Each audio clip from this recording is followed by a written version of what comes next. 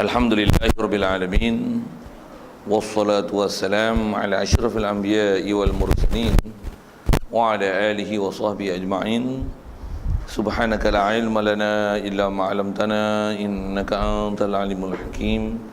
La haula wa la quwwata illa billahil aliyyil azim. Rabbi shrah li sadri wa yassir li amri wahlul 'uqdatam min lisani yafqahu qawli.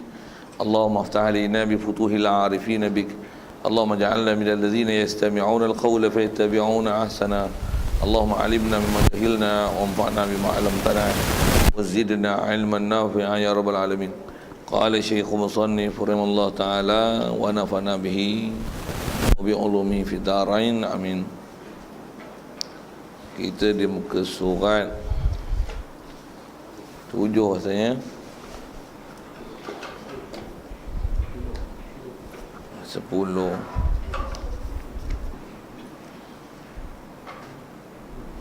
Oh, maka mustahil lah.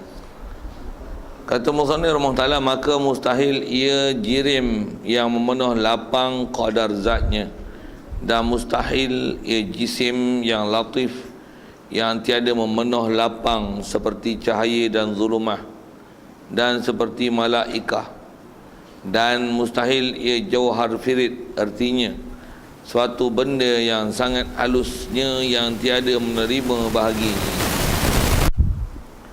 Hadirin sekalian, pertama sekali syukur kita kepada Allah Ta'ala, nikmat hidup masih diberi hari ini.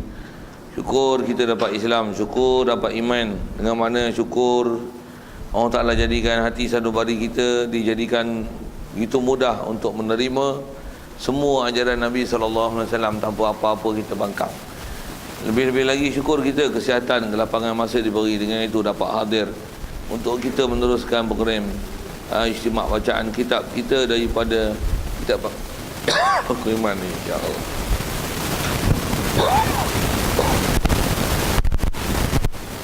Kita lah ini ada peluang mendapatkan itikaf kita secara sah macam niat, tak niat lagi niat sama-sama. Apa niatnya? Saja aku itikaf dalam majlis ni.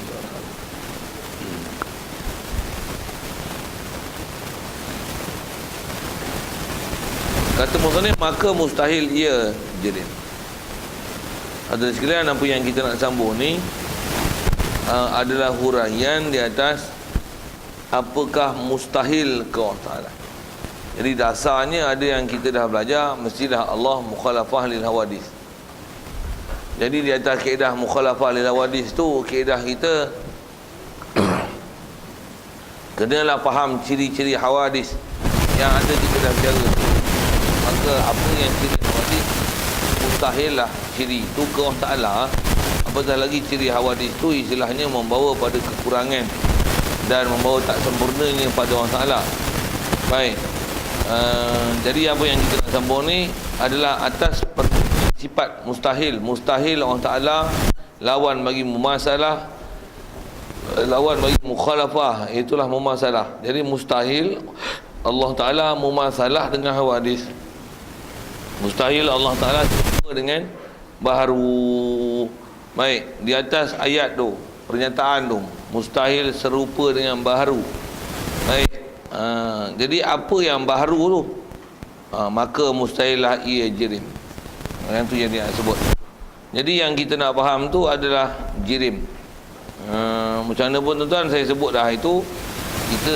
Kita ni juga kadang kita lain pun yang dikau oleh ulama. Bila dia menghuraikan sifat-sifat mukhalafah ni, satu disebut prinsip mukhalafah mesti tak sama. Kemudian mustahil Allah Ta'ala mumasalah. Sekali lagi selalunya disebutkan pula macam mana pernah disebutkan dalam bab menghuraikan mukhalafah, yang ni bila disebut mustahil mumasalah, sekali lagi dihuraikan ini kalau dinisbah ke Allah Ta'ala istilahnya mumasalah. Maksudnya ada penyerupaan yang kita serupakan Allah Ta'ala dengan makhluk, dan itu adalah mustahil. Baik, pertama yang dia sebut, ini adalah ciri hawadis. Terjemah lama baharu, huraian dengan makna perkara ada maujud yang ba'dal adam, benda ada yang ada dia selepas daripada tiada. Itu adalah hawadis.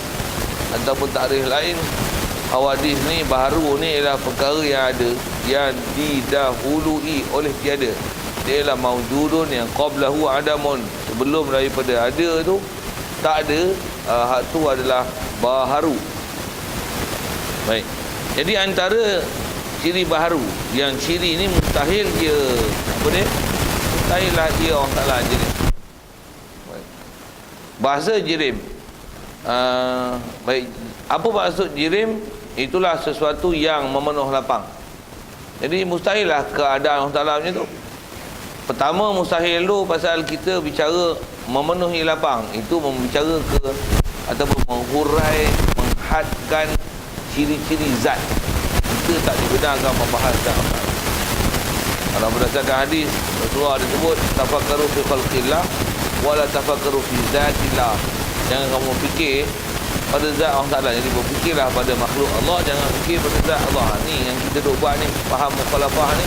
Pasal kita bukan fikir tentang zat Allah, tapi fikir tentang makhluk Allah. Yang bila kita faham makhluk, maka nafikanlah ini mustahil ke Allah Ta'ala. Pasal mestilah prinsipnya Allah Ta'ala mukhalafah. Jadi bila mukhalafah, tentulah mustahil, mumasalah. Jadi antara mumasalah itu adalah jirim. Dan jirim ni apa dia? Dia lah sesuatu yang memenuhi lapang kadar zatnya. Setiap yang dia take space ataupun occupy space, yang mengambil tempat, mengisi ruang, keberadaan dan kewujudan dia adalah boleh dilokasikan kepada tempat tertentu, ruang tertentu, atau seumpamanya. Jadi keberadaan dan kewujudan di dalam ruang itu mustahilkan dia pada Allah Ta'ala. Kerana itu adalah istilahnya baharu. Itu adalah antara fenomena hal Allah Ta'ala jadikan ke makhluk dia. Jadi mustahil itu adalah keadaan Allah Ta'ala. Hujah akal je.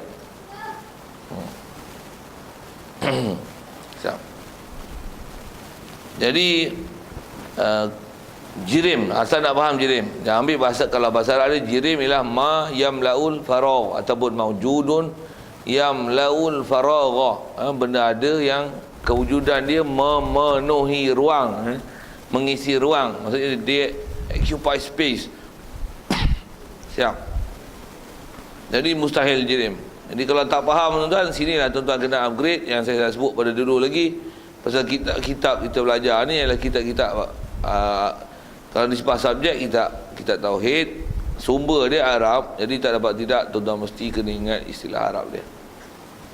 Tak ingat istilah Arab, macam ngaji komputer tak boleh ingat istilah komputer. Tak tahu hard disk, keyboard, mouse pun tak tahu. Macam mana nak masuk, nak tengok komputer? Kan bahasa mudah, macam mana nak tengok komputer? Macam mana nak tengok komputer? Pasal mouse pun tak boleh nak bagi separate kepala. Mouse tikus dengan mouse tertikus. Kalau hak tu tak boleh telan, bodoh tak usah duk sembang buat komputer. Yang tu kot simple je. Macam itulah juga abang ni. Apa dia jirim? Jirim ialah sesuatu memenuhi ruang. Tu pun tak boleh nak ingat, tu pun tak boleh nak faham, tu tak boleh nak kutik. Nak faham tauhid ke mana? Sikit lah. Kadang dia kena jekah juga, dia cerdik.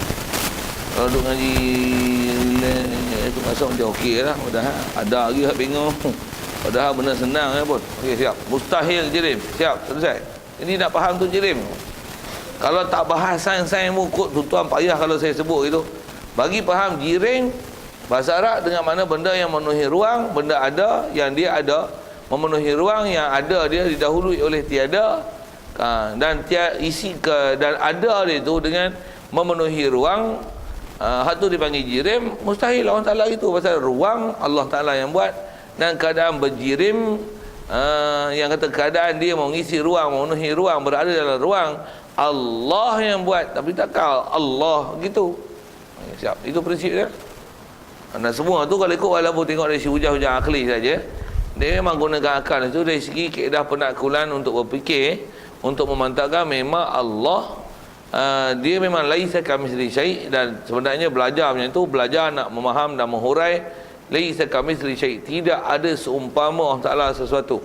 Allah Ta'ala bukan boleh nak diumpama, apatah lagi menyama taraf kan, macam tu. Dari segi keberadaan di ruang, mengisi ruang, ada di ruang ataupun tempat ruang, ataupun menyediakan ruang, subhanallah, dia tak ajak sikit pun istilah hawadis, baharu-baharu, makhluk-makhluk yang dibuat ni, pasal dia adalah sempurna, dia tak ajak satu.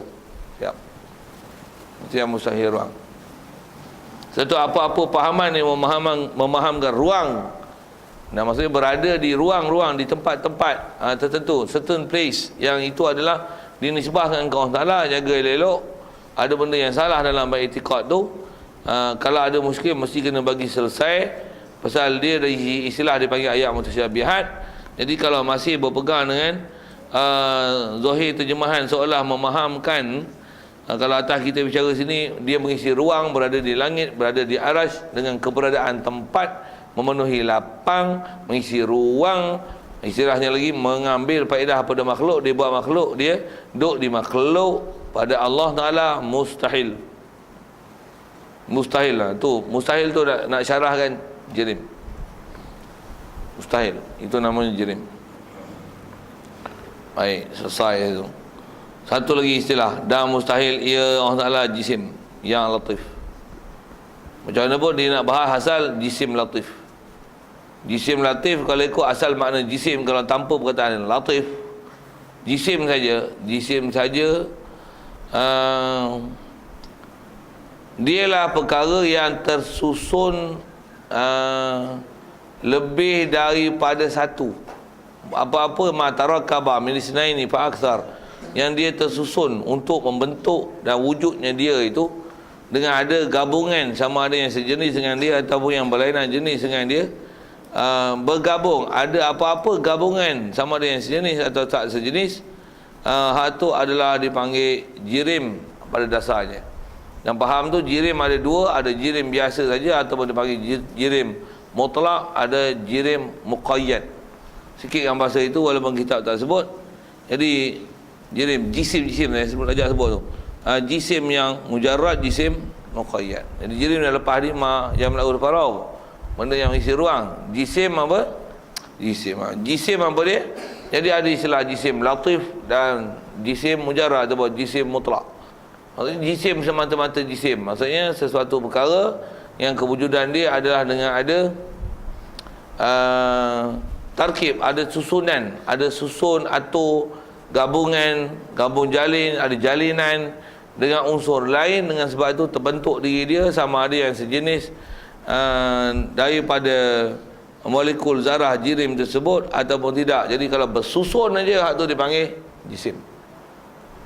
Dan jisim yang berjuzuk beranggota, kita dah dasarnya faham tu memang ada dalam sunnah, hak tu memang ternafi pada Allah Ta'ala. Cuma yang ni dia sebut jisim yang latif. Jadi kalau jisim yang ghairul latif atau jisim yang mujarrad, semata-mata jisim, yang tu kalau ikut dia dah ternafi dengan makna ruang. Pasal setiap yang berjisim, yang dia ni kewujudan dia dengan ada gabungan yang sejenis dengan dia ataupun yang berlainan jenis dengan dia, dari segi kewujudan itu tak dapat tidak mestilah nanti memenuhi ruang.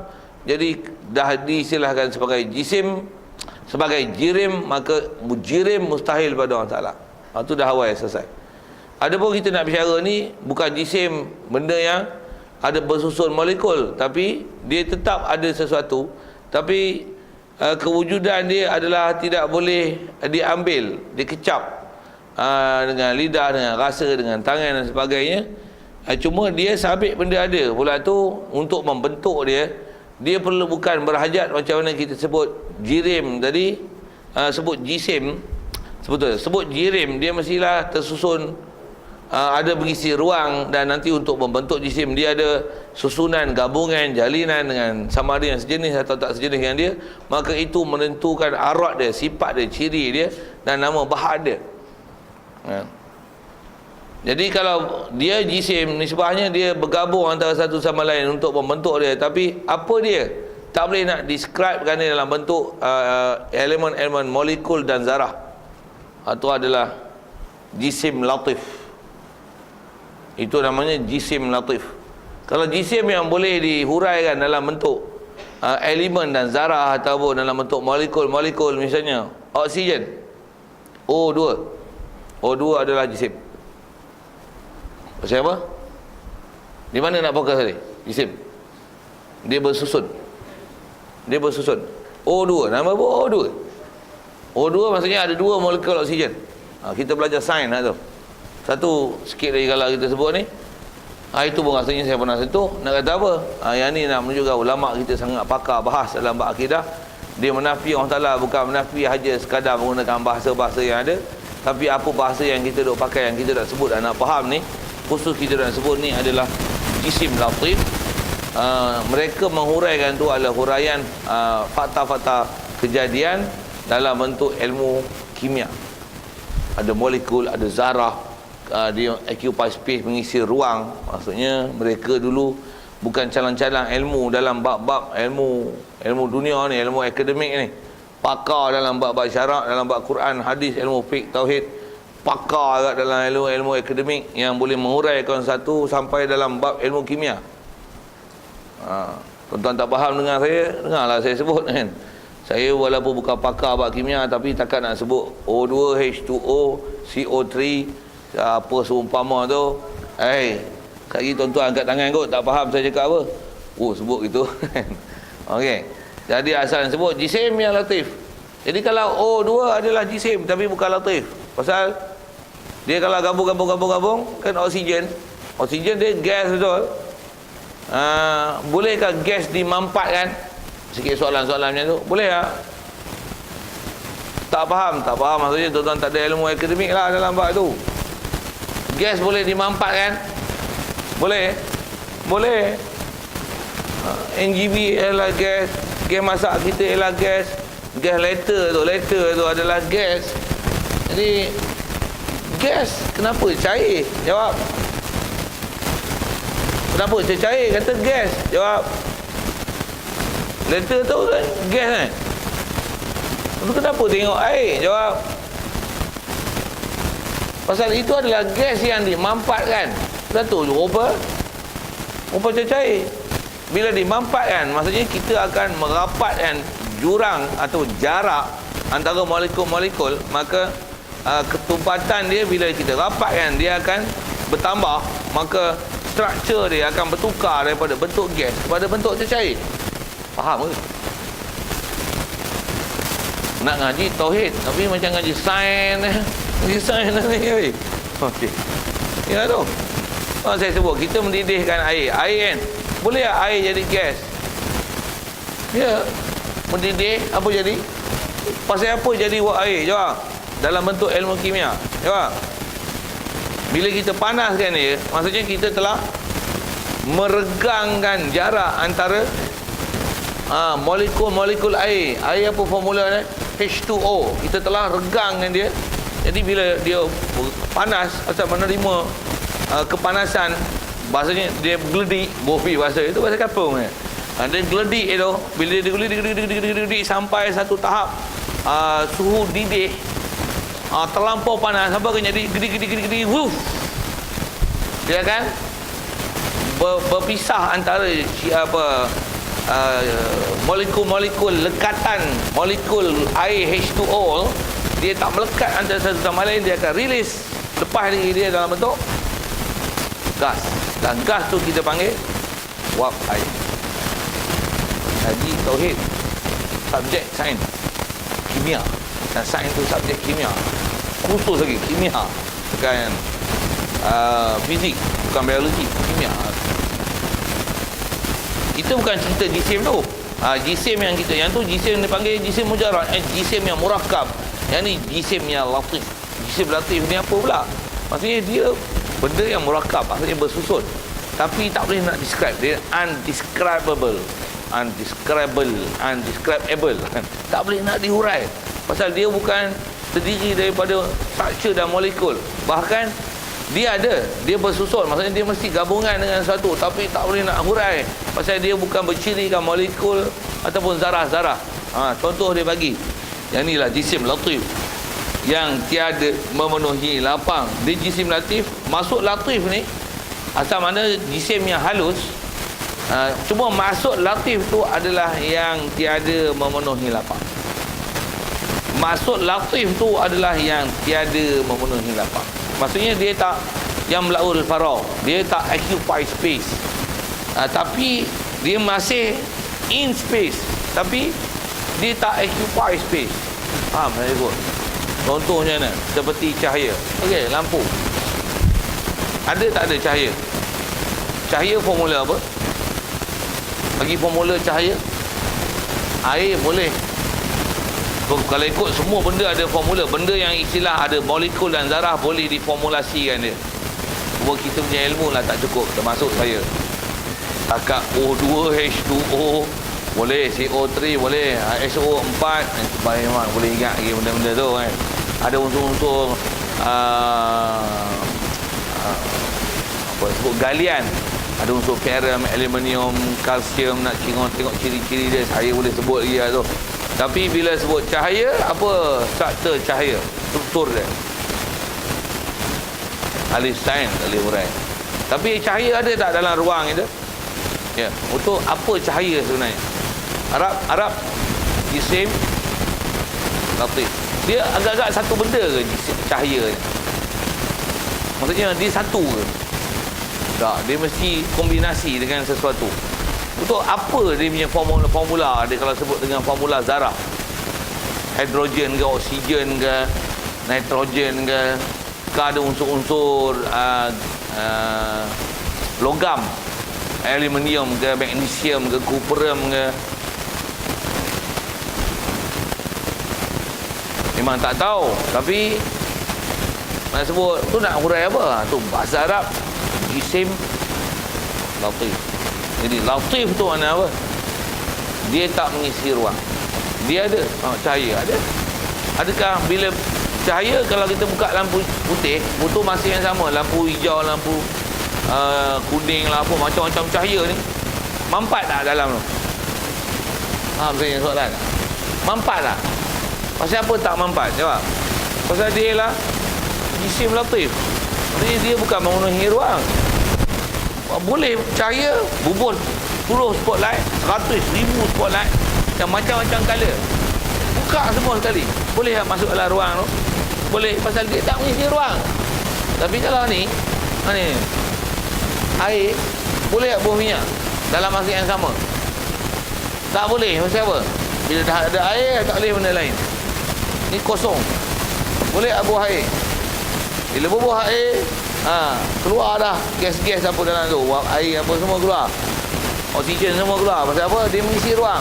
Sesuatu mengisi ruang, maka hal lain tak boleh mengisi dia, melainkan dengan proses dia padu. Kita padukan dia, ataupun kita larutkan dalam dia. Yang ni buah gula larut, boleh masuk sekali. Itu pun pasal apa? Pasal kita telah sebatikan dia, proses sebatian. Sebatian maksudnya molekul tu kita dah ubah. Asalnya H2O, kan ada H2O campur sirap. Sirap apa formula dia? Apa lah. Betul? Formulasi dia dah berubah kan ni. Satu dia color merah, rasa pula manis. Tentu formulasi dia lain. Sikit kan? Belajar pelajaran kimia begini. Awal-awal lagi. Dah gelap pun gelap. Pasal saya nak urai kitab. Baru kita akan nampak. Saya dulu pasal saya ngaji Tok Guru urai cara dia lah kan. Pasal dia orang tak mengaji tak mengaji ilmu sains. Tapi cara dia nak bagi hurai tu, ada benda yang kita bila kita faham sains, kita apply dalam bab sains. Saya pasal pernah cerita kat budak-budak yang kerti sains ni, sampai dia orang tengah dengar. Ustaz ni kerti kat lah. Satu hari memang kelas sains saya sebut tu. Tapi saya urai sains tu dengan saya satu bit kan, saya matching kan dengan kitab Arab jisim latif. Nganga dia. Lepas tu dia, kami ingat mengaji tauhid ni tak ada kena mengenal dalam bab kimia ni. Weh, ni saya urai. Dan kita nak bicara tu buat apa? Mukhalafah lil hawadis. Hawadis ke macam tu? Cahaya ialah baharu. Allah cahaya. Coba. Allah cahaya. Kalau cahaya dengan mana? Cahaya dengan definisi cahaya dengan mana jisim latif adalah mustahil. Tentu kita belajar dalam bab-bab ayat-ayat mutasyabihat. Ayat apa? Surah Nur. Allahu nurus samawati wal ard. Allah adalah nurus samawati wal ard. Allah adalah cahaya langit bumi. Okey tak ayat tu? Memang ayat Quran. Ayat Quran memang tak boleh bangkang. Tapi adakah masuk cahaya tu cahaya? Tak. Okey, adakah maksud cahaya Allah tu maksudnya Allah tu cahaya? Yang cahaya macam mana kita faham cahaya yang dengan istilah dia panggil jisim latif? No. Pasal istilahnya apa? Dia masih ada, dia tak mengisi ruang, tapi dia berada dalam ruang, tapi keberadaan dia bukan dengan mengisi, tapi dia ada sesuatu dalam ruang. Adakah Allah Ta'ala dia macam tu? Cahaya macam tu? Allah bukan makhluk, bukan seumpama makhluk. Dia walaupun tidak boleh dimolekulkan, dizarahkan, diformulasikan, tetapi dengan istilah cahaya yang jisim latif, tetap ke Allah Ta'ala perkara itu adalah mustahil. Jadi Allahu nurus samawati wal, Allah cahaya, bukan cahaya. Kalau ada orang faham jadi macam mana fahaman Wahabi hak kepala otak sengit tu, kita apa? Cahaya yang layak bagi Allah. Apa maksud cahaya yang layak bagi Allah? Kalau dia faham mesti masih still cahaya, salah akidah. Untuk apa maksud? Dia mesti, dia ada makna mustahil dengan makna baharu. Apa makna dia? Jawab, wallahu alam. Itu kaedah akidah ahli sunnah wal jamaah. Itu bahawa akidah salah. Pasal bersihkan, tanzihkan dulu dia Allah Ta'ala daripada makna makhluk. Khusus kita bicara ni atas istilah jisim latif. Mustahil Allah Ta'ala adalah cahaya dengan maksud yang baharu. Dia mesti ada makna. Cuma makna dia adakah cahaya? Murnikan daripada makna itu, bersihkan daripada makna itu. Mustahil makna cahaya. Apa itu, apa maksudnya? Baru serah Allah Ta'ala, baru istilahnya tafwid, serah pada Allah Ta'ala. Wallahu alam, baru betul yang kita, baru faham betul Allah Ta'ala.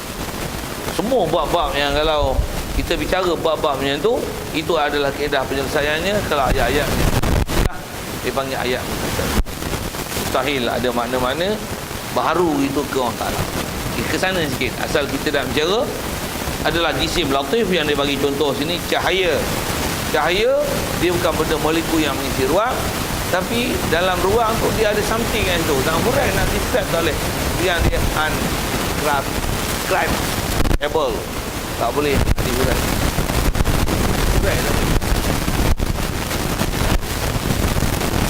Jawabnya wallahu a'lam. Wallahu a'lam dia tak boleh hurai. Fahamkan itu adalah makhluk Allah, mustahil gitu. Satu nak pergi faham kita kan. Semua tak reti hurai. Tapi Allah mustahil. Apa? Laisa kamitslihi syai' lam yakul lahu kufuwan ahad. Kaedah belajar sifat 20, Allah mustahil, mumasalah dia dah wali. Apa mustahil yang macam mana saya sebut? Itu bukan kehidupan dalam masa. Tapi habis-habis tak reti, itu makhluk, Allah mustahil makhluk. Wajib ada. Satu nak cerdik babak ni kan, kena reti lah ilmu akademik tu. Wajib makhluk, wajib mustahil, mustahil dia. Anak bulan kepala tu dah simpan dah.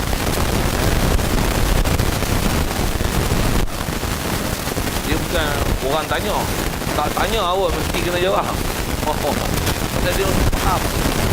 Saya sebutlah selalu rasanya kita ni antara dugaan kita dalam bahasa ni waktu nak mati. Itu kalau nak mati soal. Dalam tak mati ni pun kita ada dugaan. Kita pasal buat dah. Kita lihat sayang gambar tertelik apa bahasa itulah. Kadang-kadang dalam hati dia mari macam-macam. Untuk macam mana nak bersih itu. Kita bersih kan. Apa-apa terlintas difaham di benak fikiran kita. Ada memahamkan seolah-olah dia cahaya, seolah-olah dia macam ni, seolah-olah seakan-akan semacam apa saja kita sangka Allah Ta'ala ada macam makhluk tu. Cuma dalam makhluk tu tang mana, sudut mana? Tadi bab jirim, ni bab jisim latif, mustahil. Nabi ana ambil istilah jisim latif dan dia lah macam mana uraian nak bagi kita bagi nak boleh faham apa yang dengan jisim latif. Contoh dia bagi cahaya, zulumat dan malaikat. Allah malaikat. Malaikat daripada apa? nur. Tu kita nak sambil tu. Malaikat adalah cahaya. Walaupun cahaya tapi dia boleh tasyakul, boleh membentuk. Dia boleh membentuk diri dia. Bila dia boleh membentuk diri dia, mesti ada something itu. Mesti dia bersusun dengan sesuatu. Tapi bila bersusun itulah dipanggil jisim asalnya. Cuma jisimnya